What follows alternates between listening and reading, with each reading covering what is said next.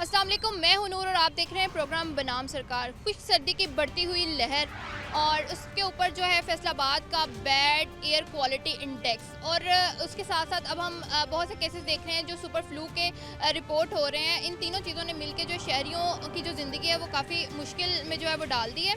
अगर हम बात करें खुश्क सर्दी की, तो उसमें हम देखते हैं कि फ्लू, खांसी, ज़ुकाम और इस चेस्ट इन्फेक्शन जैसे जो बीमारियां हैं या इस तरह के मसले बहुत ज़्यादा इस सीज़न में बढ़ जाते हैं। इसके साथ साथ जिनको सांस का मसला है, अस्थमा के जो पेशेंट्स हैं, उनके लिए जो फैसलाबाद की या कहीं की भी आलूदा जो आबो हवा है वो उससे ज़्यादा मुतासिर होते हैं। उसी के साथ साथ अगर हम देखें तो सुपर फ्लू के जो बढ़ते हुए केसेस हैं वो अस्थमा के पेशेंट्स के लिए या किसी भी किस्म की जिनको ऑलरेडी बहुत सी बीमारियां हैं वो उनके लिए जो है वो काफ़ी ख़तरनाक साबित हो रही है और हालत जो है वो काफ़ी तशवीशनाक हो चुकी है। हम इस प्रोग्राम में आज इसी पर बात करेंगे कि सुपर फ्लू से किस तरीके से बचा जाए, कौन कौन से इकदाम होने चाहिए और कौन कौन से टेस्ट जो हैं वो इसके लिए मौजूद हैं जो हमें करवाने चाहिए। और बेसिक जो डाइट है, हमारे साथ डाइटिशियन भी मौजूद होंगी, उनसे भी बात करेंगे कि किस किस्म की डाइट जो है वो ले सकते हैं जिससे इम्यूनिटी स्ट्रॉन्ग रहे और इस चीज़ को हम जो है वो इस चीज़ से बच सकें, इस वायरल इन्फेक्शन से बच सकें। हमारे साथ रहिए और देखते रहिए प्रोग्राम बनाम सरकार।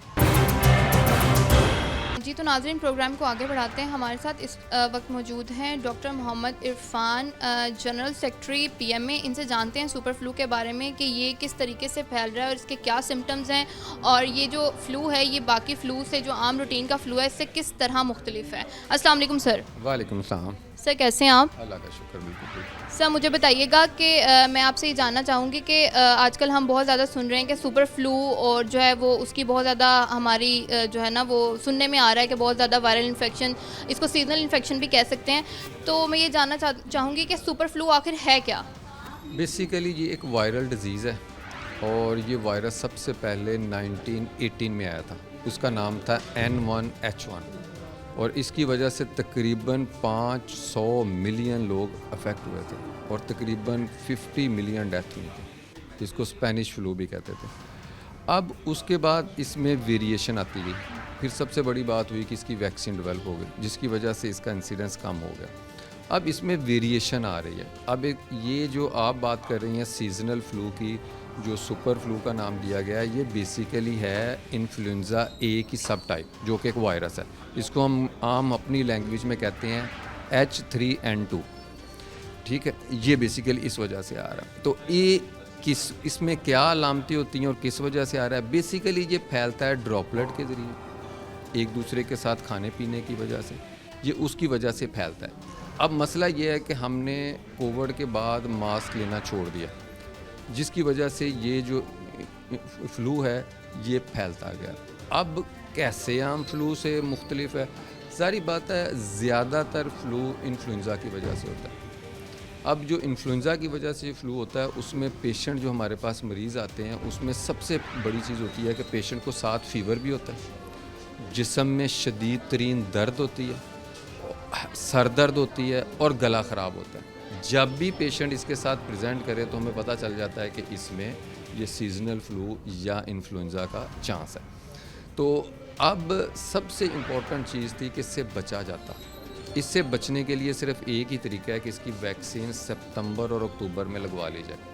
हमारी बदकिस्मती ये है कि पाकिस्तान में ये बड़ी लिमिटेड सी वैक्सीन आती है। ये कुछ मल्टीनेशनल कंपनियां वो लेके आती हैं जो कुछ चाइना से आती है, जिसकी वजह से मैक्सिमम 3 से 4 लाख लोग ये वैक्सीन लगवा सकते हैं। बाकी सारी की सारी आबादी हमारी एड एक्सपोजर हो जाती है। अब इसी वजह से वो वैक्सीन कम लगने की वजह से फिर हुआ है कि ये फ्लू फैला है, वेरिएशन आई है जिसकी वजह से एक से दूसरे और दूसरे से तीसरे में आ गए। और मैं कल ही पढ़ रहा था नेशनल इंस्टीट्यूट ऑफ हेल्थ की कि तकरीबन 3 लाख के करीब लोग अफेक्ट हो चुके हैं इससे और इसकी तादाद ज़्यादा है। तो इस वजह से ये बेसिकली फ्लू है, ये बेसिकली वायरल इन्फेक्शन है जो कि एक शख्स से दूसरे शख्स में बात करने से, खांसने से, ड्रॉपलेट के थ्रू या खाने पीने की चीज़ों से फैल सकता है। अच्छा, इसमें मुझे ये बताइएगा कि ये जो फ्लू है क्या इसके सिम्टम्स किस हद तक जो हैं वो स्वेयर होने के बाद पता लगता है या ये आम फ्लू जैसे ही इसके सिम्टम्स होते हैं? ये बड़ा अच्छा क्वेश्चन किया आपने। अब इसमें जो एक हेल्दी पर्सन है या जिसको वैक्सीन लगी है उसमें ये बहुत मामूली नौइयत के सिम्टम होते हैं, अलामतें बहुत मामूली नौइयत की होती हैं, यानी कि फ्लू हुआ, हल्का सा बुखार हुआ और 7 से 8 दिनों में पेशेंट बिल्कुल ठीक हो जाता है। अब ये इशू किन में कर रहा है? पहले नंबर पे जिनको वैक्सीन नहीं लगी, बच्चों में, 5 साल से छोटे बच्चों में, जो हमारे बुज़ुर्ग हैं 60-70 साल से ज़्यादा उनमें, प्रेग्नेंट वूमेन में, और वो अशख़ास जो मुख्तलिफ़ बीमारियों में मुब्तला हैं, जिस तरह COPD है, एस्थमा है, शुगर की पेचीदगी हैं, जिसको HIV है या इम्यूनो कम्प्रोमाइज़ है या कोई स्टीरॉयड ले रहा है, उनमें ये इंतहाई ख़तरनाक है। उनमें ये मामूली सा फ्लू जो है ये चेस्ट इन्फेक्शन का बाइस बनता है, जिसकी वजह से उसके फेफड़े मुतासर हो जाते हैं, जिसको हम कहते हैं ARDS, और उसकी वजह से उसको वेंटिलेशन की भी ज़रूरत पड़ सकती है। यानी कि कुछ लोगों में ये बिल्कुल मामूली बीमारी है, लेकिन जो मैं बता चुका हूँ कि इम्यूनो कम्प्रोमाइज़ बच्चे, बूढ़े, प्रेग्नेंट वूमन, अगर उनमें ये हो जाए तो ये एक बड़ी सीवियर बीमारी का पेश खैमा साबित होती है, जिसकी वजह से पेशेंट को ऑक्सीजन की ज़रूरत होती है, वेंटिलेटर की ज़रूरत होती है, उसको खांसी आती है, सांस ख़राब होता है, उसकी ऑक्सीजन सैचुरेशन कम होना शुरू हो जाता है। अच्छा, मुझे ये बताइएगा कि इसमें जो है इसका मतलब कब जो है हमें आइडिया हो जाता है कि ये जो फ्लू है वो सिवियरिटी की तरफ जा चुका है, और इसमें जो है हमें कौन कौन से इकदामात करने चाहिए अगर हम इस चीज़ पे, मतलब इसमें फ्लू में, वायरल इन्फेक्शन में मोस्टली एंटीबायोटिक्स तो काम नहीं करती, तो इसमें आप क्या कहेंगे? ये बड़ा अच्छा क्वेश्चन किया है कि जब भी पेशेंट हमारे पास आता है तो पेशेंट को चाहिए कि पहले दिन ही डॉक्टर के से रजू कर, क्योंकि सिर्फ डॉक्टर उसको बता सकता है कि ये पेचीदगी में जाएगा कि नहीं जाएगा। उसमें हम हिस्ट्री लेते हैं कि उसको वैक्सीन लगी है कि नहीं लगी, उसको पहले फ्लू हुआ है कि नहीं हुआ, उसकी उम्र क्या है, फीमेल है तो प्रेग्नेंट तो नहीं है। ये सारी चीज़ें पता करने के बाद फिर हम एक रिस्क आइडेंटिफिकेशन कर लेते हैं कि इसमें पेचीदगियों के चांस ज़्यादा हैं। अब ज़ाहिर बात है इसके लिए एंटीवायरल मौजूद है, एंटीवायरल टैबलेट इस वक्त मौजूद है। वो हम अगर विदन 48 आवर दे दें तो उसका इफ़ेक्ट आता है। अगर 48 आवर से ज़्यादा, यानी 2 दिन से ज़्यादा आपको फ्लू है और आपने नहीं डॉक्टर से रजू किया, फिर उस एंटीवायरल का भी कोई फ़ायदा नहीं होता। फिर हम कुदरत के रहमो करम पे होते हैं कि वो किस हद तक पेशेंट को अफेक्ट करता है और किस हद तक पेशेंट को पेचीदगी आता है। फिर बस सिर्फ हम पेचीदगियों को ट्रीट कर सकते हैं, हम उस वायरस की इलाज मुमकिन नहीं होता। हाँ, अगर पहले 2 दिनों में आ जाए फिर एंटीवायरल हमारे पास टैबलेट मौजूद हैं, वो हम दे देते हैं, उससे काफ़ी ज़्यादा इंप्रूवमेंट आ जाती है, उसकी सिवियरिटी कम हो जाती है और ICU एडमिशन बहुत कम हो जाता है, एमरजेंसी एडमिशन बहुत कम हो जाता है। तो मुझे बताइएगा कि इसमें हम लोग मोस्टली, अगर हम अपनी फैमिलीज़ में भी देखते हैं, हम सराउंडिंग में देखते हैं, तो लोग फ्लू को जो है ना वो ज़्यादा इतना नोटिस नहीं लेते, कि मतलब हम कहते हैं अच्छा अब ठीक हो जाएगा, कल ठीक हो जाएगा, कोई बात नहीं। और कुछ लोग तो ऐसे भी हैं जो मेडिसिन नहीं लेते, तो इस पर आप उनको क्या कहना चाहेंगे? मैं यही कहना चाहूँगा, ये लाखों लोग क्यों मुतासर हुए। अगर हम इसको सीरियस लेते तो कोई शख्स इससे मुतासर नहीं हो सकता। ज़ाहिर बात है एक शख्स को फ्लू है, उसकी नेज़ल सिक्रीशन हाथ पे भी लगी होंगी, नेचुरल है, उसके लिए पॉसिबल। आप उसे हाथ मिलाते हैं, उसका खाना खाते हैं तो आपको फ्लू हो जाए, आप उससे 1 to 1 बात करते हैं, फ्लू हो जाए। तो इसके लिए सबसे ज़रूरी है, अगर घर में भी किसी फ़र्द को है तो उसको मास्क पहना दें और ख़ुद भी मास्क यूज़ करें। और जिसको फ्लू है उसे चाहिए कि कम अज़ कम बाहर निकले ताकि दूसरे लोग उससे मुतासर ना हो सकें। ज़ाहिर बात है अगर आपको तो फ्लू हो गया, अब आपने दूसरों को बचाना है। और मैं अब सबसे कहूँगा कि जहाँ कभी रशी एरिया में जाना है, शादी पे जा रहे हैं या किसी और जगह पे जा रहे हैं, बाज़ार में जा रहे हैं, तो मास्क लाजमी पहन के जाएं। मास्क के बगैर जाने का मतलब ये है कि आप खुद इन्फ्लुएंजा को दावत दे रहे हैं कि मुझ पे अटैक है। अगर मास्क यूज़ करते हैं, हाथ साबुन से धोते हैं, खाना खाने के बाद धोते हैं, और जो फ्लू में मुब्तला शख्स है उससे बचने की कोशिश करते हैं, तो आपको ये बीमारी हरगिज़ नहीं हो सकती।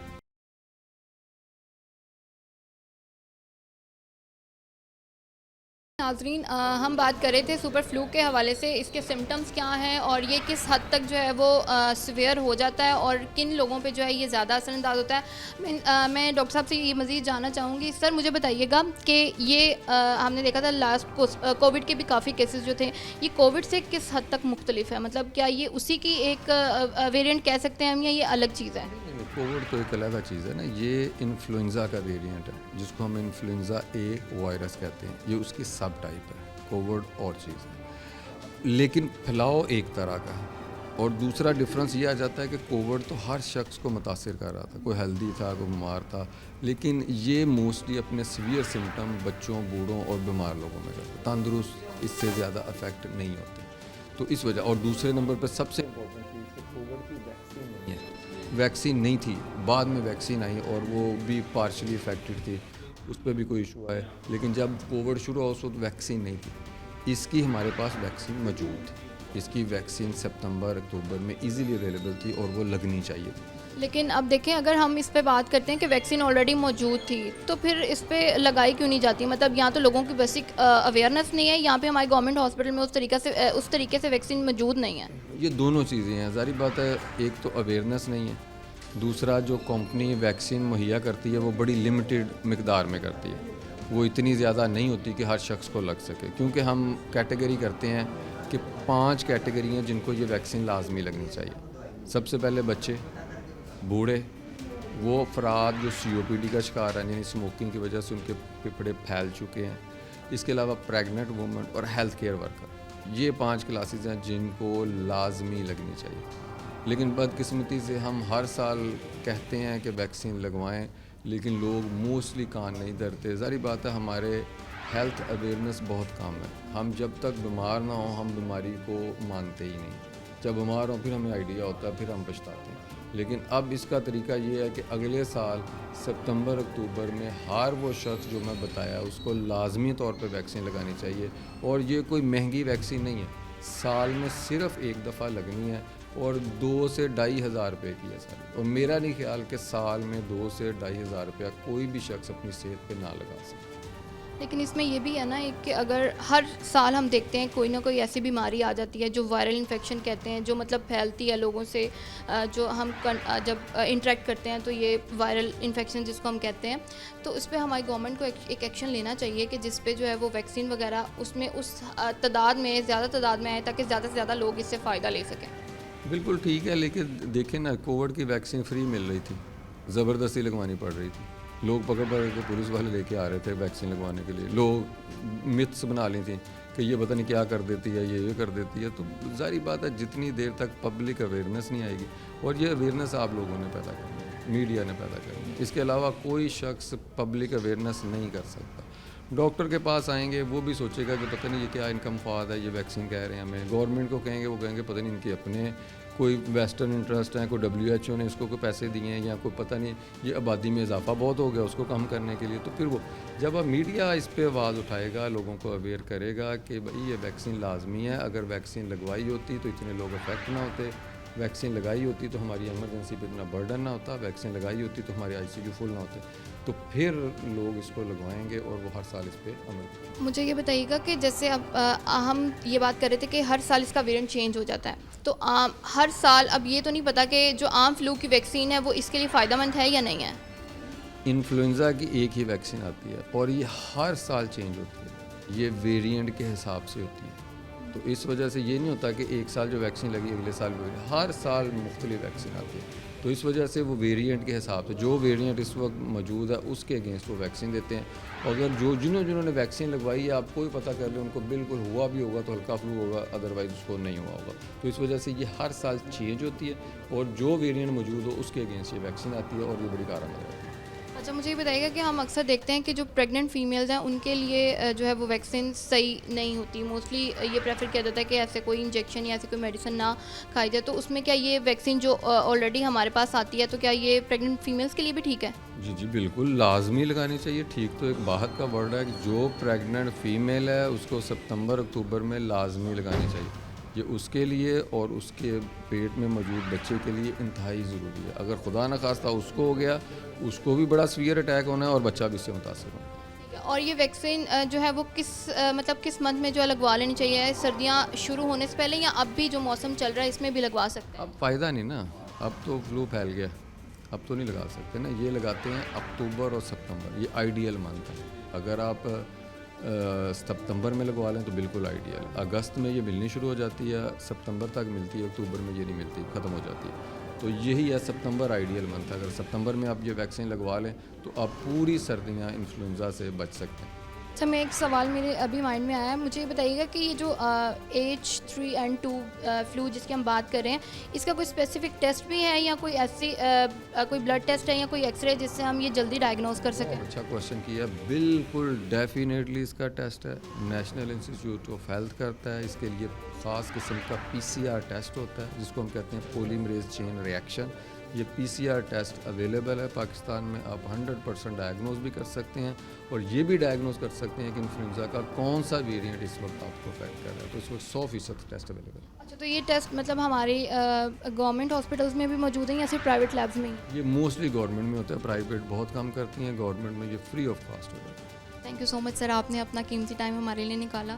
जी, तो नाज़रीन, एक बेसिक अवेयरनेस जो है वो होनी चाहिए कि अगर आपको पता है कि सर्दियाँ आ रही हैं तो आपको चाहिए कि आप जो है वो वैक्सीन सितंबर अक्टूबर के अंदर अंदर लगवा लें ताकि जो इस वायरल इन्फेक्शन से है जो बचा जाए।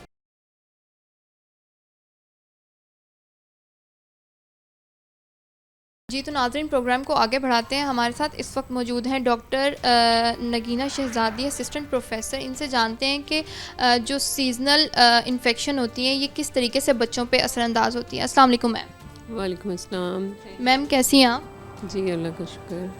मैम, मैं आपसे जानना चाहूँगी कि जैसे अब सर्दियाँ आ गई हैं, इसमें मैंने बहुत से केसेस ऐसे देखे हैं जिसमें बच्चे जो हैं वो काफ़ी ज़्यादा इससे इफ़ेक्ट होते हैं। इसकी क्या वजह है?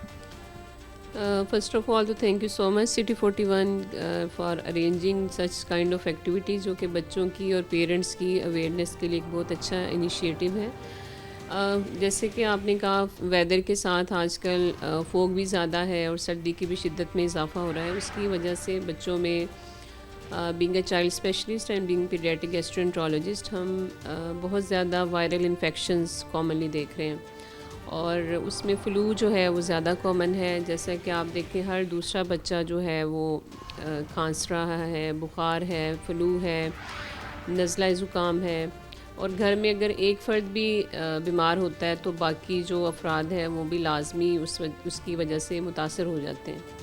तो उसकी बेसिकली रीज़न यही है क्योंकि जितने भी वायरल इन्फेक्शंस होते हैं जो कि आपके रेस्पिरेटरी ट्रैक्ट से रिलेटेड होते हैं, यानी जो आपकी सांस की नाली से रिलेटेड हैं उसमें जब भी कोई भी वायरल इन्फेक्शन होता है वो इन्फ्लुएंजा वायरस है जो कि ज़्यादा कॉमन है और उसमें जब अफेक्टेड पर्सन खांसता है या छींकता है तो उसकी वजह से वो जो एयर ड्रॉपलेट्स हैं वो हवा में मुंतशिर होते हैं और उसी हवा में जब दूसरे पर्सन सांस लेते हैं तो उनमें वही वायरल पार्टिकल्स जो हैं वो सांस की नाली के ज़रिए, नाक के ज़रिए फेफड़ों में जाते हैं, जिसकी वजह से फिर बच्चों में चेस्ट इन्फेक्शंस, निमोनिया का होना या अस्थमा के अगर पेशेंट्स हैं जो दमे के मरीज़ हैं या वो अफराद जिनको पुरानी लंग डिजीज़ हैं, जैसे बच्चों में क्रॉनिक लंग डिजीज़ में सिस्टिक फाइब्रोसिस है या वो बच्चे जिनकी क़ुव्वत मुदाफ़त कम है, जिनकी इम्यूनिटी अच्छी नहीं है, मेल न्यूट्रिशन का शिकार है। मेल न्यूट्रिशन वो होते हैं बच्चे जिनकी उम्र के लिहाज से उनका वज़न भी कम है और उनका कद भी छोटा है और वो किसी भी न्यूट्रिशनल डेफिशिएंसी की वजह से हो सकता है। और पाकिस्तान में अगर हम देखें तो अंडर 5 इयर्स जो एज है उसमें मेल न्यूट्रिशन का रुझान बहुत ज़्यादा है। तो इस वजह से ये प्रॉब्लम्स बच्चों में हम कॉमनली देख रहे हैं और वो अफराद जो कि ओल्ड एज में हैं या प्रेग्नेंट ख़वातीन हैं या ऐसे पेशेंट जो क्रॉनिकली स्टीरॉइड्स पे हैं या क्रॉनिकली जो कैंसर पेशेंट्स होते हैं उनको कीमोथेरेपी चल रही होती है तो उनको ऐसी मेडिसिन्स मिल रही होती हैं जिसकी वजह से उनकी क़ुव्वत मुदाफ़त या इम्यूनिटी कम होती है, तो वो ज़्यादा प्रोन होते हैं इस तरह की वायरल इन्फेक्शंस को। अगर ये इन्फेक्शंस होती हैं तो ज़्यादा लंबा अरसा चलती हैं, जल्दी ठीक नहीं होती। और कल ही एक डॉक्टर साहबा मुझसे पूछ रही थी कि उनके भी घर में एक बच्चे को अगर हुआ है फ़्लू तो बाकी बच्चों को भी साथ साथ होना शुरू हो गया, लेकिन पहला बच्चा अभी तक ठीक नहीं हो रहा। तो वजह यही है कि जब कंजेस्टेड इन्वायरमेंट में थोड़ी जगह में ज़्यादा लोग स्टे करेंगे, उधर ही आपकी एयरबोर्न जो ड्रॉपलेट्स हैं वो हवा में स्टे करेंगे, उधर ही दूसरे अफराद सांस लेंगे, तो इस तरह के सांस के जो इन्फेक्शंस हैं वो फिर ज़्यादा प्रलॉन्ग चलते हैं। और क्योंकि इम्यूनिटी का बहुत अहम रोल है इसमें, आपकी न्यूट्रिशन का बहुत ज़्यादा रोल है। अगर आप मतलब जो खाना खा रहे हैं वो न्यूट्रिशन तो आप ले रहे हैं, अपना पेट तो भर रहे हैं, बट उससे न्यूट्रिशन अच्छी नहीं आ रही। जो नॉन न्यूट्रिशियस फूड आप खा रहे हैं जैसे कि फ़ास्ट फूड है या बर्गर्स हैं या जो भी प्रोसेस्ड फूड है, तो आपको वक्ती तौर पे तो पेट भर जाता है, लेकिन उससे जो आपको प्रॉपर न्यूट्रिएंट्स, विटामिन्स, मिनरल्स जो चाहिए वो चीज़ आपको नहीं मिल रही। तो उस वजह से फिर आपको न्यूट्रिशन, मैल न्यूट्रिशन होने के चांसेस, ओबेसिटी के प्रॉब्लम्स, और सेकेंडरीली आपके मेटाबॉलिक डिसऑर्डर्स, आपके फैटी लिवर, फिर ब्लड प्रेशर और शुगर के मसाइल।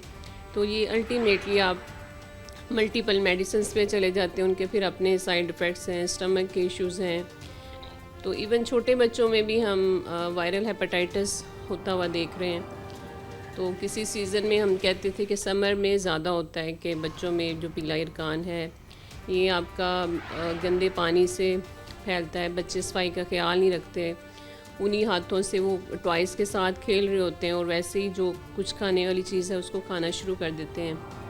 प्रॉपर हाइजीनिक का अगर ख्याल ना रखा जाए तो, या पानी जो है वो आपका साफ़ नहीं है, बॉयल नहीं है, तो उससे फिर इस तरह के इन्फेक्शंस, हेपेटाइटिस होने के भी चांसेस होते हैं। और उसमें भी इम्यूनिटी का बहुत रोल है और आपकी सफाई का बहुत ज़्यादा रोल है। और जैसा कि हदीस भी है कि सफाई निस्फ़ ईमान है, तो अगर आप सफाई को ही देख लें तो आपकी 90% जो बीमारियां हैं उसमें बेशक ये वायरल इन्फेक्शंस आ जाएं या आपके मैदे जिगर आंत के मसाइल आ जाएं, तो आपकी 90% डिजीज़ तो वैसे ही क्योर हो जाती हैं अगर आप सफाई को बेहतर कर लें, अपनी हाइजीनिक कंडीशंस को बेहतर कर लें। और जिनको भी खांसी है या छींक रहा है, जो भी अफेक्टेड पर्सन, और छींकते वक्त, खांसते वक्त आप रुमाल का इस्तेमाल करें ताकि आपके एयरबोर्न ड्रॉपलेट्स जो हैं वो हवा में मुंतशिर ना हो और दूसरा बंदा उससे इफ़ेक्ट ना हो। और अगर आपके हैंड जो हैं वो स्पॉइल्ड हैं बिकॉज ऑफ ये इन्फेक्शंस, जब कफ़ कर रहे थे आप या स्नीज़ कर रहे थे तो अपने हैंड्स को वॉश करें ताकि दूसरे बंदे को आप जब हैंड शेक करें या उससे हाथ मिलाएं तो दूसरे बंदों को उसके जर्म्स ट्रांसफ़र ना हो। जस्ट लाइक कोविड के जैसे, कोविड में बहुत ज़्यादा ये भी रेस्पिरेटरी इन्फेक्शन था और वो जिस तरह उस वक़्त एहतियात किया गया, तो इस वक्त भी ज़रूरत है कि आप जो वायरल इन्फेक्शंस बहुत ज़्यादा फैल रहा है फैमिलीज़ में, बच्चों में, बड़ों में, तो उसको आप इसी तरह से रोक सकते हैं कि आप हाइजीनिक कंडीशंस को बेहतर रखें, मास्क का इस्तेमाल करें, ओवर क्राउडेड ना करें जगहों को, जहाँ अनड्यू जो ट्रैवलिंग है अननेसेसरी वो ना करें, घर में रहें, रेस्ट करें और अपना फ्लूइड जो है उसको हाइड्रेशन स्टेटस अच्छा रखें, पानी का इस्तेमाल करें, सूप का इस्तेमाल करें और ठंडी और जो खट्टी अशिया हैं उनको कम से कम इस्तेमाल करें। अच्छा, एक और सवाल है इसमें कि हम देखते हैं कि बच्चों को मोस्टली जो सर्दियों में है वो चेस्ट इन्फेक्शन और नमूनिया के केसेस बहुत सामने आते हैं, इसकी क्या रीज़न है? उसमें अभी जैसे मैंने मेंशन किया है कि बच्चों की इम्यूनिटी कम है और क्योंकि एक तो स्मोक का भी फैक्टर है, फिर स्मोकिंग आ जाती है कि अगर घर में कोई भी अफराद जो स्मोक कर रहे हैं उसका जो पास बैठा बंदा है उसको भी उसके जो स्मोक है वो अंदर जा रहा है रेस्पिरेटरी एयरवेज के थ्रू, तो उसमें भी इन्फेक्शन के और एस्थमा होने के चांसेस ज़्यादा होते हैं। एस्थमा में हम देखें तो हर दूसरा बंदा जो है वो एलर्जी का शिकार है, उसमें आपके पोलन्स आ जाते हैं, आपका इन्वायरमेंटल एक्सपोजर है कि जहाँ आप रह रहे हैं उस इन्वायरमेंट कैसा है, डस्ट कितनी है, हवा में पोलन्स कितने हैं, तो उसमें जितना एलर्जिक टेंडेंसी होती है एक फैमिली में, अगर किसी को फूड से एलर्जी है, किसी को मिल्क से एलर्जी है, किसी को गंदम से एलर्जी है, या किसी को एस्थमा है, किसी को पोलन एलर्जी है, किसी को परफ्यूम से प्रॉब्लम है, किसी को फूलों से एलर्जी है, तो ये जो जिन फैमिलीज़ में ये टेंडेंसी होती है उनमें ज़्यादा चांसेस होते हैं कि अगले बच्चों में भी ये एलर्जिक डिसऑर्डर्स होने के चांसेस ज़्यादा होते हैं। तो उसमें नाक की एलर्जी भी आ जाती है, उसमें दमा भी आ जाता है, क्योंकि एस्थमा के प्रॉब्लम्स इस सीज़न में ज़्यादा होते हैं क्योंकि एक ही रूम में ज़्यादा स्टे करते हैं, कंजेस्टेड इन्वायरमेंट ज़्यादा होता है। समर में तो आप ओपन एरियाज़ में ज़्यादा जाते हैं, लेकिन सर्दी, क्योंकि सर्दी की शिद्दत की वजह से आप एक ही जगह स्टे करते हैं तो कंजेशन होने के चांसेस होते हैं, ओवर क्राउडेड होते हैं, तो उसमें फिर कॉन्टैक्ट टू अदर पर्सन जो भी अफेक्टेड है उससे आपके अपॉर्चुनिटी टू गेट इन्फेक्शंस वो ज़्यादा हो जाती है। तो इस वजह से रेस्पिरेटरी इन्फेक्शंस जो हैं वो सर्दियों में ज़्यादा कॉमन हो जाते हैं। सेकेंडली हाइजीनिक कंडीशंस को बेहतर करें, सफाई का ख्याल रखें, हाथ बार बार धोएं, इम्यूनिटी अच्छी रखें, अपनी न्यूट्रिशन अच्छी रखें और बच्चों में जो भी आयरन, मल्टीविटामिन्स वगैरह सप्लीमेंटेशन है वो पूरी रखें और मास्क का इस्तेमाल करें और अननेसेसरी ट्रैवलिंग से जो है अवॉइड करें। और वो बच्चे जिनको अस्थमा है, जिनको क्रॉनिक लंग डिजीज़ हैं, जिनको पुराने फेफड़ों के मसाइल हैं, जिनको अमीनो डेफिशिएंसी है यानी पैदाइशी तौर पर जिनकी क़ुव्वत मुदाफ़त कम है, इसी तरह जो डायबिटीज़ के मरीज़ हैं उनमें तो ख़ास तौर पे फ्लू वैक्सीन लाजमी लगवानी चाहिए। और बड़ी एज में तो आप न्यूमोकोकल वैक्सीन भी आती है जो निमोनिया से प्रिवेंट करती है, वो बच्चों को और बड़े एज के जो अफराद हैं उनको लाजमी लगवाएं ताकि इसकी सिवेरिटी को आप कम कर सकें, इसकी फ्रिक्वेंसी को कम कर सकें। Thank you so much ma'am, आपने अपना कीमती टाइम हमारे लिए निकाला।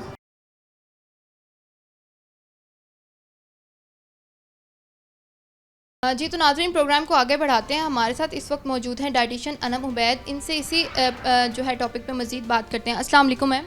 वालेकुम अस्सलाम। कैसी हैं आप? अल्हम्दुलिल्लाह, आप ठीक हैं? मैं बिल्कुल ठीक हूँ मैम। मैं आपसे ये पूछना चाहूँगी कि जैसे अब विंटर्स आ गई हैं तो इसमें किस किस्म की जो डिज़ीज़ है वो पब्लिक फ़ेस कर रही है? ऐसा है कि आजकल मौसम बहुत ज़्यादा चेंज हो रहा है, बहुत ज़्यादा ग्लोबल वार्मिंग सबसे बड़ा एक मसला है पूरी दुनिया का ही, जिसकी वजह से हमारा अभी तक दिसंबर वो दिसंबर नहीं है जो यूजुअली होता है। स्मोक बहुत ज़्यादा है, पोल्यूटेंट्स बहुत ज़्यादा हैं, बारिश हो नहीं रही, जिसकी वजह से पब्लिक जो है उसको फ्लू बहुत ज़्यादा हो रहा है, गले बहुत ज़्यादा ख़राब हो रहे हैं, एस्थमा अटैक्स बहुत ज़्यादा हो रहे हैं, सांस लेने में बहुत ज़्यादा मसाइल हो रहे हैं। तो ये सब कुछ इस दफ़ा आवाम बहुत ज़्यादा फ़ेस कर रही है। इन सब का जो रीज़न जो है वो एक ही है, that is global warming and weather change. Ma'am मुझे ये बताइएगा कि जैसे आजकल बहुत ज़्यादा एक सुपर फ्लू की बात करें हम, तो इसमें मैं ये जानना चाहूँगी क्या सुपर फ्लू जो है वो इम्यूनिटी को भी वीक करता है? हाँ जी, बिल्कुल 100% ये इम्यूनिटी को वीक करता है, क्योंकि ये एक वायरल डिज़ीज़ है या डिसऑर्डर है जो हमारे जो इम्यूनिटी पे डायरेक्टली काम कर रहे होते हैं।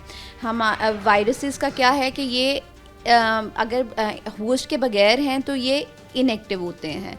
जब ये किसी लिविंग ऑर्गेनिज्म को ढूंढ लेते हैं तो ये एक्टिवेट हो जाते हैं। इनकी सारा साइकिल वो एक लिविंग ऑर्गेनिज्म की तरह चलना शुरू हो जाते हैं। ये बैक्टीरिया की तरह नहीं है कि वो जिनको मारा जा सके। ये अगर नॉन लिविंग के साथ हैं तो ये इनएक्टिव हो जाएंगे, क्रिस्टलाइन हो जाएंगे। अब उसके लिए क्या होता है, ये जब किसी होस्ट बॉडी को पकड़ लेते हैं तो उसके अंदर ये फिर 7 दिन के लिए, 14 दिन के लिए या 21 दिन के लिए रहते हैं। और उन 7 दिनों में बीमारी की हर स्टेज, जैसे हमने कोरोना में देखा, कोरोना में फ़ेस किया था कि हम या तो 7 दिन के लिए बीमार हो रहे थे या हम 14 दिन के लिए या 21 दिन के लिए, डिपेंडिंग ऑन द साइकिल कि आपकी इम्यूनिटी। और सिर्फ वो लोग सर्वाइव कर रहे थे जिनकी इम्यूनिटी अच्छी थी। जिनकी इम्यूनिटी वीक थी वो लोग, उन लोगों की अनफॉर्चुनेटली डेथ हो गई थी कोरोना में। इसी पर मैं बात करना चाहूँगी कि हम अपनी इम्यूनिटी को कैसे बूस्ट कर सकते हैं, कैसे हमारी इम्यूनिटी जो है वो स्ट्रॉन्ग हो सकती है? अच्छा, सबसे पहले तो इसमें रोल ही डाइट का आता है। इसमें सबसे पहले रोल डाइट का आता है कि हम अपनी इम्यूनिटी को डाइट के ज़रिए बूस्ट अप कर सकते हैं, not with supplements, not with anything else. हम डाइट को अगर हम अच्छे प्रपोर्शन में लेना शुरू करें, पोर्शन साइज़ अपने और अपने फूड ग्रुप्स को मल्टीपल फूड ग्रुप्स में जाना शुरू करेंगे तो हम अपनी इम्यूनिटी को बूस्ट कर सकते हैं। यूजुअली हमारे जो क्लाइंट्स होते हैं, जो हमारे पेशेंट्स हैं, वो मोनोटोनस डाइट ले रहे हैं, सारा दिन रोटी चावल रोटी चावल रोटी चावल। जब भी मैं डाइट हिस्ट्री लेती हूँ तब उसमें क्या होता है कि सुबह में भी हम एक रोटी खा रहे हैं, दोपहर में भी एक रोटी खा रहे हैं, रात में भी एक रोटी खा रहे हैं। अल्लाह ताला ने मुख्तलिफ फूड ग्रुप्स बनाए हैं, 6 फूड ग्रुप्स हम बढ़ाते होते हैं। दूध भी आ जाता है, ये गोश्त भी आ जाता है, फल आ जाता है, सब्ज़ी आ जाती है, अजनास आ जाते हैं, सीड्स एंड नट्स आ जाते हैं। तो ये सब कुछ हमें डेली बेसिस पे कंज्यूम करना चाहिए। इनका डेली बेसिस पे हमारी बॉडी में काम है। अगर हम ये नहीं ले रहे और सिर्फ रोटी ले रहे हैं तो हम उससे इम्यूनिटी हमारी बूस्ट नहीं हो रही। पुरानी अम्मियाँ कहती होती थी ना, रोटी में ताकत होती है। रोटी में ताकत नहीं होती, रोटी में सिर्फ एनर्जी होती है, जिससे लगता है कि उससे ताकत हमें मिल रही है। अच्छा, तो कुछ ऐसे हर्ब्स भी हैं जिनसे हम इम्यूनिटी को अपने जो है वो स्ट्रॉन्ग कर सकते हैं? हाँ जी, इम्यूनिटी को हर्ब्स ही स्ट्रॉन्ग करते हैं, क्योंकि वो एंटी इन्फ्लेमेटरी होती हैं, एंटीऑक्सीडेंट्स होते हैं। तो बॉडी में जब वो जाते हैं तो वो इन्फ्लेमेशंस को कम करते हैं, ऑक्सीडेटिव स्ट्रेस को कम करते हैं, जिसकी वजह से हमारी इम्यूनिटी बूस्ट होना शुरू हो जाती है। जैसे कि सना लीव्स बहुत ज़्यादा कोरोना के टाइम पे लोगों ने यूज़ करना शुरू किए थे। जैसे अगर हमने करना है तो लेमन ग्रास बहुत अच्छा है। जैसे हमने करना है तो अगर हमने ये जो हैं सौंफ, ज़ीरा, मिल्क थिसल है जो लिवर के लिए बहुत अच्छा होता है, हम दालचीनी बहुत अच्छे से यूज़ करवाते हैं उसे। ये सारे एंटी इन्फ्लेमेटरी, एंटीऑक्सीडेंट रिच चीज़ें हैं। मोरक्कन मिंट है, ये बहुत अच्छा होता है आपके लिए। तो जब हमारे फ्लू वगैरह आ रहा हो तो इन सब की कॉम्बिनेशन, यानी कि वार्म फ्लूइड्स हमने लेने होते हैं। ब्रॉथ, यखनी वगैरह हमने लेनी होती है। लेकिन वही बात कि हमने यखनी किसकी लेनी है, हमने मुर्गी की नहीं लेनी, हमने बड़े छोटे गोश्त की लेनी है, क्योंकि मुर्गी में तो अपने अंदर जान नहीं होती। तो आपने सोर्स ऑफ योर फूड लाजमी देखना होता है इसमें, फिर ही हमारी बॉडी उसके साथ काम करेगी, क्योंकि you are what you eat. इसमें एक सवाल मेरा है कि सौंफ हो गई, ज़ीरा हो गई, ये बहुत से लोगों को सूट नहीं करते, तो उस सूरत में क्या करना चाहिए? अच्छा, इसीलिए फिर हम ना एक शॉर्ट पीरियड के लिए डाइट देते हैं। हम फर्स्ट जो डाइट प्लान बनाते हैं वो सिर्फ 10 दिन का होता है, और वो हम फिर साथ साथ मॉनिटरिंग करते हैं। जितने मेरे क्लाइंट्स होते हैं उन सब के पास, उन सबको अप्रोच होती है to come back to me and give me the feedback कि मुझे कौन सी जो डाइट है वो सूट कर रही है, क्या चीज़ सूट कर रही है, क्या चीज़ नहीं कर रही। हम मॉनिटरिंग करते हैं। 10 दिन बाद हम डाइट प्लान रिवाइज़ करते हैं according to sign and symptoms. अगर वो सूट नहीं कर रहा तो हम वहीं पे वो स्टॉप करवा देते हैं। जैसे अगर आपको किसी चीज़ से एलर्जी है तो हम वो चीज़ कंटिन्यू कराएंगे तो वो आपकी एलर्जी नहीं ठीक होगी। जैसे आपको दूध नहीं हज़म होता, कई लोगों को लैक्टोज इंटॉलरेंस होती है, ग्लूटेन इंटॉलरेंस होती है, तो अगर हम उनको कहें कि आपने दूध पीना है या रोटी खानी ही खानी है, तो वो आपको वो डाइटिशियन की गलती होगी फिर कि हम वो चीज़ें लेके चल रहे हैं। अच्छा, मुझे ये बताएं कि सर्दियों में कफ, फ्लू, इन सब से बचने के लिए कोई स्पेसिफिक डाइट है जो फॉलो करनी चाहिए? अच्छा, कफ फ्लू अगर एक दफ़ा आ गया है ना, वायरस एंटर हो गया, तो उसने अपना टाइम पीरियड पूरा करना है। उसमें हम ये सिर्फ एक नेचुरल रेमेडीज़ कर सकते हैं। जैसे अम्मियाँ करती होती हैं, दही के शहद और काली मिर्च का सॉल्यूशन सा बना लेती हैं, उसको गर्म पानी में डाल के वो पिलाती हैं, बहुत अच्छा होता है, बिल्कुल अच्छा होता है। उसके अलावा ये जो आ जाती हैं सना लीव्स हैं, इनको लेमन ग्रास के साथ डाल के एक कहवा बना के पिया जा सकता है। जितने आप वार्म ड्रिंक्स एंड टीज़ लेंगे उतने ही ज़्यादा अफादियत आएगी। जैसे यखनी, आप वेजिटेबल सूप भी बना सकते हैं, आप गोश्त का सूप भी बना सकते हैं। वार्म चीज़ें लेनी चाहिए सर्दियों में। एक और सवाल मुझे बताइए कि इम्यूनिटी को स्ट्रॉन्ग करने के लिए क्या वर्कआउट ज़रूरी है? क्या इसमें इम्पोर्टेंट रोल प्ले करता है वर्कआउट? अच्छा, इम्यूनिटी बूस्ट करने के लिए भी करता है, लेकिन आपकी अच्छा, ऐसे मैं कहूँ कि फ़िज़िकल एक्टिविटी बहुत ज़्यादा इम्यूनिटी बूस्ट करेगी नहीं, it will help you in developing your immunity, क्योंकि जो वर्कआउट है वो आपकी बोन्स को फ्लेक्सिबिलिटी की तरफ लेके जाता है, मसल्स को बिल्डिंग की तरफ लेके जाता है, मसल की स्ट्रेंथन अप करता है, इंडोरेंस करता है। लेकिन अगर ये सारी चीज़ें इम्यूनिटी बनाने से ज़्यादा, मतलब उसको मेंटेनेंस में लेके जा सकती हैं। लेकिन हम ये कह दूँ कि फ़िज़िकल एक्टिविटी से इम्यूनिटी बूस्ट हो रही है, नहीं। पहले आप कुछ ताकत वाली चीज़ें अंदर लेके जाएंगे, अपनी जो वाइट ब्लड सेल्स हैं, रेड ब्लड सेल्स हैं, उनको फीड देंगे, तभी वो बूस्ट होना शुरू होगी। अच्छा, इसमें मुझे बताइएगा कि जैसे अस्थमा के कुछ पेशेंट्स हैं या जिनको सांस का मसला है या चेस्ट इन्फेक्शन है या सिंपल फ्लू की भी बात कर लें अगर, तो उसमें अगर कोई स्पेसिफिक डाइट है जिससे वो लेके मतलब वो जल्दी रिकवरी की तरफ जा सकते हैं? Asthma is not a food allergy.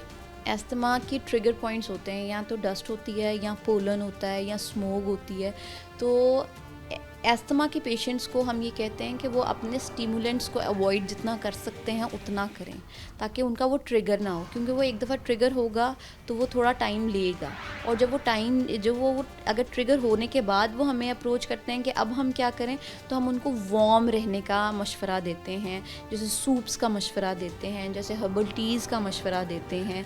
हम उनकी फूड उस चीज़ को हम ट्रीट नहीं कर सकते, लेकिन हाँ, हम मैनेज ज़रूर करा सकते हैं। Thank you so much ma'am, आपने अपना कीमती वक्त हमें दिया जी। तो नाजरीन, हमने सुना कि इम्यूनिटी जो है वो बहुत ज़्यादा ज़रूरी है। अगर हम इम्यूनिटी हमारी स्ट्रॉन्ग होगी तो हम किसी भी जो है बीमारी से वो लड़ सकते हैं। इसी के साथ मुझे दीजिए इजाज़त, मिलते हैं आपसे अगले टॉपिक के साथ। अल्लाह हाफिज़।